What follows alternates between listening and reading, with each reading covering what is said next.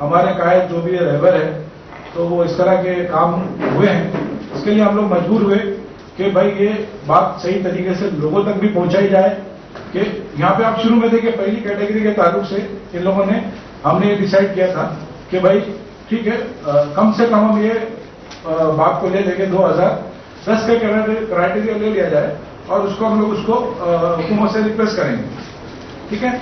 मगर उसका उलट हुआ नहीं।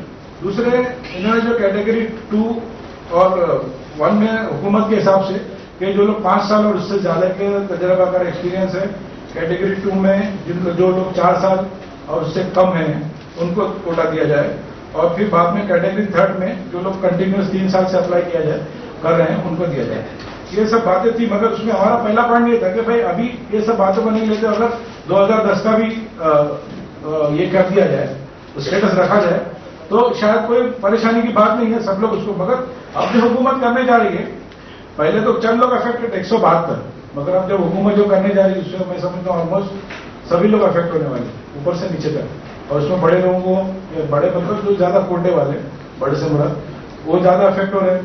तो ये इसलिए उन लोगों ने क्या किया कि भाई 172 बाहर चले गए।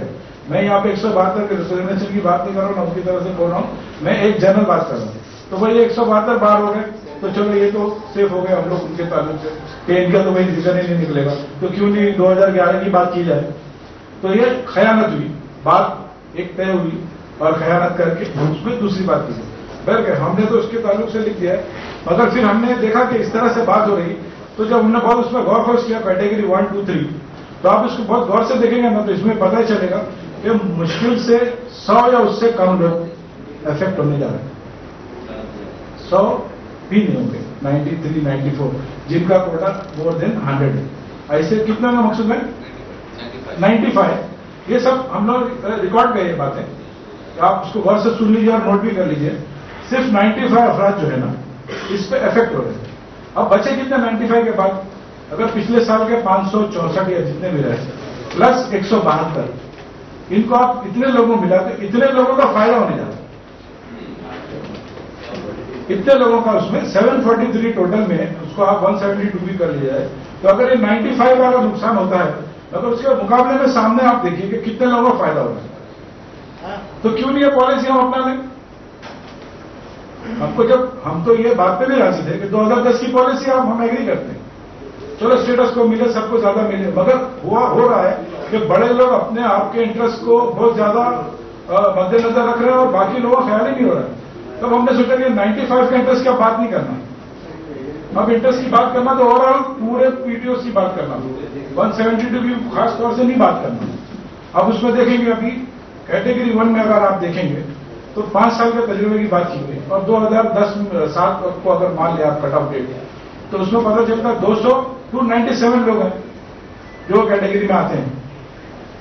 अगर उसमें भी बाद में मैं अभी आखिर में उसका एक फार्मूला भी बताऊंगा कि जो हमने हुकूमत को एक वायबल फार्मूला पेश किया कि आप अगर ऐसा करेंगे, 2 चीजें थी कि अगर हुकूमत हमारे दिए फार्मूले में अगर अमल करती है, वो तो बाइंडिंग नहीं है, हम कुछ भी लिख के दे सकते हैं, उसमें सिर्फ हुकूमत को 1000 समथिंग कोटे की जरूरत पड़ेगी और जिससे तमाम लोग सेटिस्फाई हो सकते हैं, सारे कोर्ट केसेस खत्म हो सकते हैं और हर कोई फील्ड में वापस उतर सकता है, एकदम क्लियर हो सकता है। ये बात आगे आएगी खैर। उसके आगे जब ये कैटेगरी की बात हुई तो उन्होंने जो पॉलिसी बनाई थी उसके ताल्लुक से हमारे सब, मैं पॉइंट बाय पॉइंट जाता हूं, कुछ रिजर्वेशन हमने रखे थे कि जो जरूरी था वही, आम बातों पे हमने हुकूमत से कोई बात नहीं करी, क्योंकि जो सबको करना ही है, उसमें बहस में जाने के बाद कोई मतलब नहीं होता है। तो जैसे पेज नंबर 2 पे आप आएंगे, एनेक्चर 1 अगर जिनके हाथ में वही देख लें, एनेक्चर 1 में सबसे जो बोन ऑफ कंटेंशन था पिछले साल से चला रहा था, जिसमें बड़ा हंगामा चला, 250 स्क्वायर फीट की वजह से जो लोग डिस्क्वालीफाई हुए, काफी बड़ी खेप उसमें खत्म हो गई, तो उसको तो हम नजरअंदाज नहीं कर सकते थे क्योंकि पॉलिसी का पार्ट भी है। तो इन्होंने लिखा कि भाई जो 250 फीट के मामले को उन्होंने बरकरार रखा, चूंकि ये मामला भी सबजुडिस भी है और इसको हम लोग इस तरह से इग्नोर भी नहीं कर सकते कि उसको कहा नहीं जाए। क्यों नहीं कहेंगे भाई, हमारी बात कोर्ट में चल रही, हम तो उसको कहेंगे, उसको क्यों छोड़ देंगे। ठीक है, अगली बार जो भी पॉलिसी आती है, कोर्ट जो भी फैसला करता है, नहीं आपको करना ही पड़ेगा, जब करना पड़ेगा तो सब लोग करेंगे। मगर एज ऑफ नाउ वो मामला अभी भी कोर्ट के अंदर में मौजूद है, चल रहा है। तो इसमें हमने ये बातें लिख कर दी है उनको कि जो मेट्रो सिटीज में हमने कम से कम आप ये कीजिएगा कि मेट्रो सिटीज में जो है ना आप इसको थोड़ा रिलैक्सेशन दे दीजिए। फिर हमने आईआईटा का एक रेफरेंस दिया है। आईआईटा के ताल्लुक से आज आईआईटा इतना बड़ा एजेंसी है, पूरे वर्ल्ड वाइड हजारों लाखों इसमें एजेंसी उसके अंडर में काम कर रही है। आईआईटा ने जो अपने उसकी क्लॉज में आईआईटा ने जो क्लॉज में 250 फीट के बारे में यानी ऑफिस स्पेस के बारे में जो बात की गई, हमने एक रेफरेंस के लिए उसमें दिया है कि ये लोग भी जो ऑफिस के एस्टैब्लिशमेंट के बारे में ये चीज मांग रहे हैं, आप उसको भी कंसिडर करो कि इतनी बड़ी बॉडी है, वो भी एक ऑफिस स्टैब्लिश ऑफिस होना तो जरूरी है। ये बात तो सब मानते हैं कि भाई सड़क पर बैठ के धंधा नहीं होगा, ऑफिस से होना जरूरी है, स्टैब्लिश ऑफिस भी जरूरी है। मगर एक पर्टिकुलर एरिया उसमें हमने उनके सामने जो बात रखी है वो तो ये रखी कि भाई मेट्रो सिटीज के लिए आप उसको कम कर दो। एक चीज कि जैसे दिल्ली है, कलकत्ता है, मद्रास है और दूसरी सिटी बॉम्बे है, तो इसमें रिलैक्सेशन ये जो हमने लिखा है रिप्रेजेंटेशन मांगा ये आपको हम बता रहे हैं। और इसमें हम आपका भी वो चाहते हैं, कंसेंट चाहते हैं कि आप अगर इसमें जो राजी है तो हमारे इन बातों पे आप नोट कर दें और आपका कंसेंट उसमें दे दें, तो ये बात मिनिस्ट्री में आप लोगों की तरफ से भी जाएगी जो हमने कही है। और मैं नहीं समझता इसमें कोई बात गलत है, तो इसका जिक्र करना भी जरूरी है 250 स्क्वायर फीट का। ठीक है, अब उसके बारे में उसके बाद में जो बड़ा पॉइंट आ रहा था वो बहुत अहम बात है। हुकूमत ने मिनिस्ट्री ने 1 करोड़ टर्नओवर की बात की इस साल, 1 करोड़ टर्नओवर की बात की। पहले आप लोगों को मालूम है ये 25 लाख रुपए था, काफी दिनों चला, सडनली हुकूमत ने बढ़ा दिया उसको। उससे पहले तो नहीं था, जो लोग 2004 से पहले किए होंगे कोई गारंटी नहीं देनी पड़ती थी, कोई टर्नओवर नहीं था। फिर सडनली आ गया 25 लाख, तो लोग करते रहे अभी तक। फिर पिछले साल 50 लाख आ गया, अभी इस साल आ गया 1 करोड़। हुकूमत के नुमाइंदे जो है मिनिस्ट्री की बात की, वो तो ये उनका जवाब दिया कि भाई आप लोग के पास जो 50 का कोटा भी है, 2 लाख रुपए का आप लोग ये ले जाते हो, टूर कॉस्ट है, तो आपको 2 लाख करने में कोई मुश्किल नहीं। हमने उनको जमाने भी बैठ गया, उनसे हमारा मुजाकरा हुआ कि भाई ये तो ऐसा है कि कुछ लोग 1.5 लाख में भी लेके जाते हैं, कुछ लोग ऐसा टूर कॉस्ट रखते हैं जो आम आदमी के इसमें, तो उनके लिए तो बहुत मुश्किल होगी। तो इसमें ये हमारी फेडरेशन ने जो रिप्रेजेंटेशन दिया है उसमें उन्होंने 60 लाख रुपए की बात करी है, जो उस वक्त तय हुआ था। हम लोगों ने भी मिनिस्ट्री में यही कहा है कि क्योंकि टैक्स ऑडिट की जो लिमिट है, मिनिमम लिमिट 60 लाख रुपए में आप टैक्स ऑडिट भी मानते हैं, तो क्योंकि जो 60 लाख से कम में आता है उनको ऑडिट नहीं होता अभी नए रूल के हिसाब से। तो हमने कहा कि भाई टैक्स ऑडिट की जो लिमिट है, इनकम टैक्स ने जो टैक्स ऑडिट होने के लिए जो लिमिट बनाई है, तो ठीक है, हम लोग भी उसमें एग्री थे। तो हमने भी, आप नोट कर लो एक बात, जो हम लोग जिस बात को लेके आगे बढ़ रहे हैं ना, उसमें हमारे में और हमारे कहने में हमारा मकसद सबके मफाद में है। हम चाहते हैं कि एक जनरल हर आदमी उससे फायदा हो जाए, उसको किसी एक ग्रुप को, किसी एक चंद लोगों को उसका फायदा हमारी नजर में नहीं। हम चाह रहे हैं कि तमाम लोग, तमाम पीटीओ, वो बड़े हो छोटे हो, सबको इसका फायदा मिले। तो हमने भी हमारे रिप्रेजेंटेशन में उसको लिखा है कि भाई आप उसको मिनिमम जो टैक्स ऑडिट की लिमिट है 60 लाख के हिसाब से उसको कर दी जाए। ठीक है, तो ये हमारा रिप्रेजेंटेशन ताल्लुक से ये है। थर्डली, कुछ डॉक्यूमेंटेशन के ताल्लुक से इन्होंने क्राइटेरिया में टर्म एंड कंडीशन में लिखा है कि आपको, जैसे आमतौर से होता था हर साल, कि आपको बिल्डिंग की तस्वीर और पिछले हज के डॉक्यूमेंट्स वगैरह वगैरह वगैरह, तो ये तो डालने सबको। मगर इसमें हमने खास तौर से वो लोग जो पिछले साल हज कंडक्ट नहीं कर सके, 172 लोगों के ताल्लुक से हमको बतौर खास इसमें एक अलग से लेकर देना पड़ा कि आपको इसमें कंसिडर करना होगा कि चूंकि हम तो ये क्राइटेरिया दूसरे सूरतों में पूरा करेंगे, मगर पिछले साल चूंकि हज कंडक्ट नहीं हुआ, तो आप ये चीजें हम पे फोर्स नहीं कर सकते क्योंकि हमने कंडक्ट ही नहीं किया। तो आप हमको इसके लिए डॉक्यूमेंट फर्निश करने के ताल्लुक से आप एग्जेम्पशन देना है आपको। तो वो कुछ बातों में वो लोग उस बात के लिए जबानी बातचीत है, देखिए कोई बात नहीं पकड़े कि ठीक है वो कंसीडर करेंगे, देखेंगे। मगर अगर मान लीजिए कंसीडर नहीं भी किया, तो आप और हमारे पास जो लोग डिस्क्वालीफाइड हुए थे उनके पास हमारा तो इलाज है, तो कहीं से ला नहीं सकते। हमको तो ये लिख के देना होगा कि भाई हमको कोटा अलॉट नहीं हुआ, इसके लिए हमने कंसीडर नहीं किया।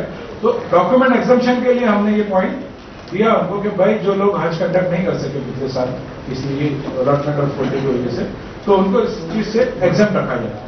ये हमारा एक पॉइंट है जो सबको इफेक्ट होने वाला है, जो लोग उसमें हैं। फिर उसके बाद जो एक इन्होंने इस साल एक और बड़ा जुल्म लाया लोगों पे, 10 लाख से 25 लाख। अब पहले 2 लाख था, सबको मालूम है, बोलने की जरूरत नहीं है। फिर अचानक 10 लाख हो गया, अब 25 लाख। इससे आप समझ सकते हैं कि इसके पीछे क्या मकसद हो सकता है, बोलने की जरूरत नहीं, ओपन सीक्रेट है। फिर भी बोल देता हूँ कि भाई छोटे मोटे लोग, गरीब टूर ऑपरेटर, कमजोर टूर ऑपरेटर, उनका बेड़ा गर्क कर देना, उनको सीधा सुला दो। ठीक है, अल्लाह बहुत बड़ा, लोग कितनी नीयत खराब कर रहे हैं, इसीलिए सोचने से कुछ नहीं होने वाला।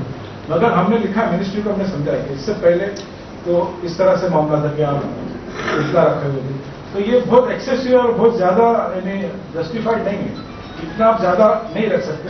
अगर आपको एक मिनट या जस्टिफाई करो कि अगर किसी को कम ज्यादा कोटा मिल रहा है, मगर सब 50 वाले आदमी को भी एक साथ 25 लाख, तो ये जस्टिफाई नहीं होता, कोई भी इसको जस्टिफाई नहीं कर सकता। तो हमने रिक्वेस्ट दी कि ये बहुत एक्सेसिव है, बहुत ज्यादा है, तो आप लोग उसको कम से कम पिछले साल की लिमिट में ले जाओ। 10 लाख की जो है, जब आप सब लोगों ने पिछले साल भर के उस बात का एक तरह से कंसेंट दे ही दिया था कि भाई हम लोग उसमें राजी है, तो अभी ये 2 लाख की बात छिड़ने का मकसद ही नहीं रहा। तो पिछले साल के मुताबिक हमने रिक्वेस्ट करी है कि भाई आप इसको 10 लाख तक कम से कम ले जाओ, या तो फिर कोटे के स्लैब के हिसाब से जिसको ज्यादा है उसको ज्यादा रखो, क्योंकि जो ज्यादा लेगा उसको ज्यादा देना भी चाहिए। अभी हिसाब से आप देखेंगे तो एक आदमी पे 50,000, अगर जिसका 50 का कोटा है तो इसके एक आदमी पे कितने 50,000 रुपए ना, 50,000 एक आदमी आप एक हड्डी की बुकिंग करते हैं, उसके एवज में आप उससे जो भी बुकिंग लेते हैं आपको 50,000 तो डिपॉजिट कर देना। तो ये तो बहुत ज्यादा ही एकदम हार्डशिप हो जाएगी पीडीओ के लिए, और एक आम आदमी के लिए तो बहुत आम पीडीओ जो छोटे मोटे काम करते हैं, बड़े बड़े बिजनेस हाउस के लिए वो तो चाहते ही है कि इससे भी हार्श कंडीशन आ जाएगा, उनका बस चले तो ये लोग पहले 25 नहीं 50 लाख डाल दो, लोग तो ये ऐसे चल ही लोग हैं। मगर क्या ये ताकतवर लोग ताकतवर नहीं है, हम लोग कमजोर है, हमारी कमजोरी दूसरे को ताकतवर बढ़ा रही है।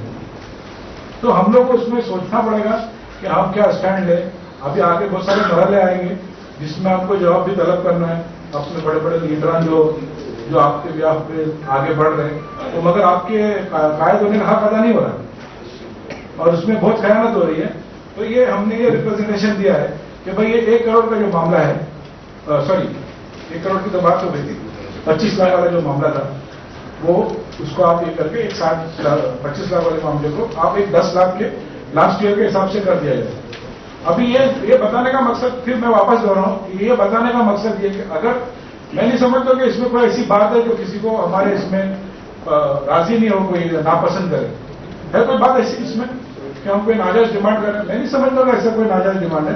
तो ये जो हमने सिग्नेचर की जो शीट रखी है ना, ये रिप्रेजेंटेशन है, कुछ लोगों को अभी भी रिलक्टेंट है कि हम उसको साइन करें या नहीं करें, बात सुन, ठीक है उनकी बात बिल्कुल ओके कि भाई हमने तो विचारा नहीं, कैसे साइन कर दें। तो ये बताने का मकसद है कि ये समझने के बाद भी अगर फिर समझ में आए तो जरूर साइन करें, और ताकि ये तो चला गया मिनिस्ट्री में, मगर हम चाहते हैं कि उसको बहुत ज्यादा वेटेज के साथ, ज्यादा लोगों के दस्तखत के साथ, नामों के साथ उसको दे दिया जाए, इसके लिए रखा हुआ। फिर एक अभी आप आगे बढ़ेंगे, बाकी के जो रिक्वायरमेंट्स है वो आम है कि जैसे मुनज़्ज़म कार्डिए हो और 1000 रुपये का हफ्ते में, अभी 500 का भी 1000 रुपये का वो करती है, हज कमेटी की फीस लगा दी है। अभी जो दूसरी अदर जो टर्म्स एंड कंडीशन के ताल्लुक से एक उन्होंने पॉइंट रखा था, उसके बारे में 172 लोग या जो लोग कोर्ट केस में इन्वॉल्व है उनके ताल्लुक से उन्होंने अभी एक अजीब सी ट्रिकी लैंग्वेज लिखी है उसमें कि PTO with adverse police report / pending court case will not be considered. तो हमने इधर मिनिस्ट्री में बात की कि इससे आपका क्या मतलब है? भाई आपका मैंने 10-20 लाख रुपए मार लिया, आपको नहीं दिया, ठीक है, अब मैं चोर हूं, मुजरिम हूं, जो भी हूं, ठीक है, आप मेरे खिलाफ कोर्ट में गए तो आप भी मुजरिम होंगे, ये कौन सी अदालत है, कौन सा इंसाफ कर सकते हैं? तो ये तो जिससे भी हमने कहा, सीनियर से बात की तो बोले ये तो अप्लाई नहीं होता आप लोगों को। उसके बावजूद भी हम लोग ये चाह रहे थे कि इस बात का क्लैरिफिकेशन हो जाए, तो हमने मिनिस्ट्री को वो पॉइंट भी लिखकर दिया था, वो मैं पढ़ के सुनाना जरूरी समझता हूँ क्योंकि वो बात पूरी लोगों को समझ में आ गई। कोर्ट केस के ताल्लुक से हमने जो रिप्रेजेंटेशन, आप पूरा उसका वाला समझ लीजिए। There is a great apprehension that the SLP filed by the union of India, आप देखिए SLP हम